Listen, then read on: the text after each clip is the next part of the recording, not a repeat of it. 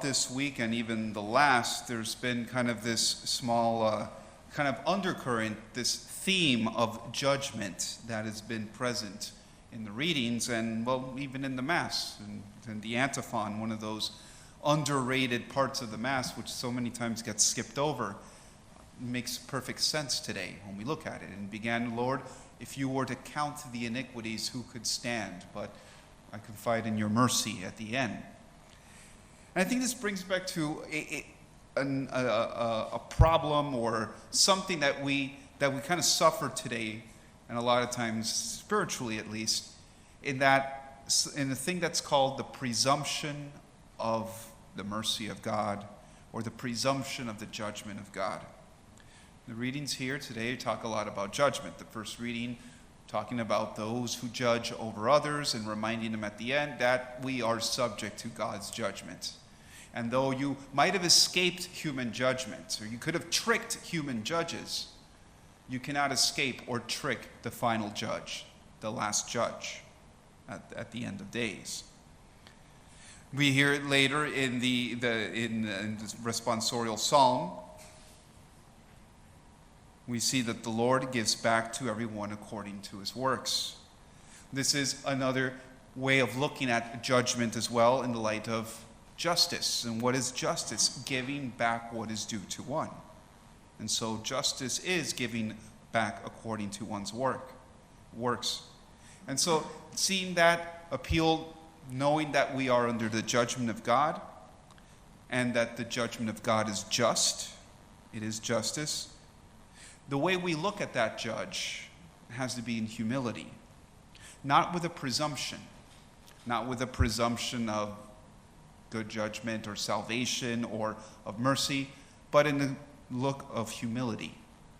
Because to presume God's judgment, to presume his mercy, or to presume that salvation is to kind of go ahead and take the seat of judgment of the Lord himself. I've always been mentioned it in some other occasions that mercy is not for the innocent.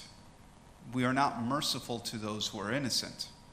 And so those who have not sinned do not need forgiveness either. Sometimes that happens in confessions, that people confess things that are not sins and then ask for absolution. And so there's nothing for me to absolve. How can I say that you're guilty of something you did not commit?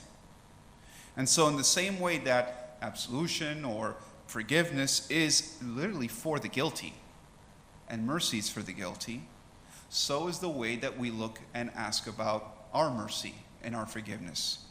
For we do not ask God for forgiveness if we ourselves think we haven't done anything worth forgiving.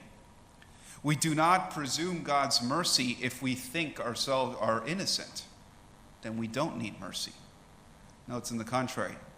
Because we are conscious of our iniquity, because we are conscious of our sin, yes, then I must turn to God and implore for his mercy.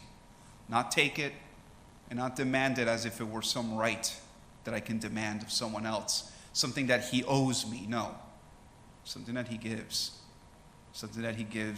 from his own judgment, out of his own justice. And so a lot of times perhaps we kind of talk or think of or look at it, at least in that light, almost of a presumptive light. But I think what we see in the readings here, it reminds us that God, the just judge, is the judge.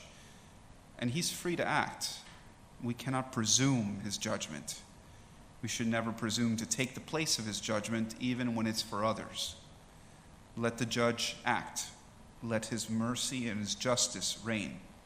For it certainly is not our own sense of mercy and justice.